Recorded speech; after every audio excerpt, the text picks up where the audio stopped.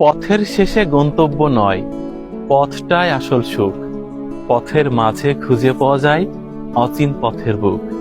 মানুষ অনেক কিছুর প্রেমে পড়ে, কিন্তু আমি প্রেমে পড়ি এরকম মেঠো পথের। দেখুন কি দারুণ মেঠো পথ।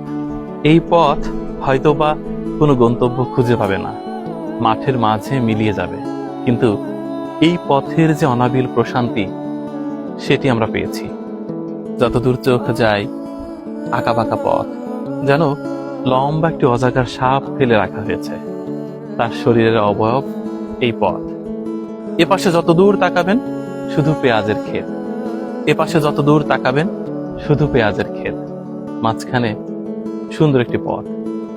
এমন পথের প্রেমে পড়বে না, এমন মানুষ খুঁজে পাওয়াটা খুব দুষ্কর। সকলেই এমন একটি পথে খালি পায়ে হাঁটতে চায়। দারুণ না? কতদিন পর তপ্ত দুপুরে এই উষ্ণ মাটির উপর খালি পায়ে হাঁটছি, পায়ে লেগেছে ধুলা। কি প্রশান্তি!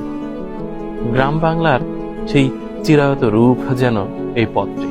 মনে পড়ছে এই পথ ধরে মামা বাড়িতে যাওয়ার দৃশ্য, মায়ের পেছন পেছন হাঁটা, মাঝে মাঝে স্যান্ডেলের ফিতা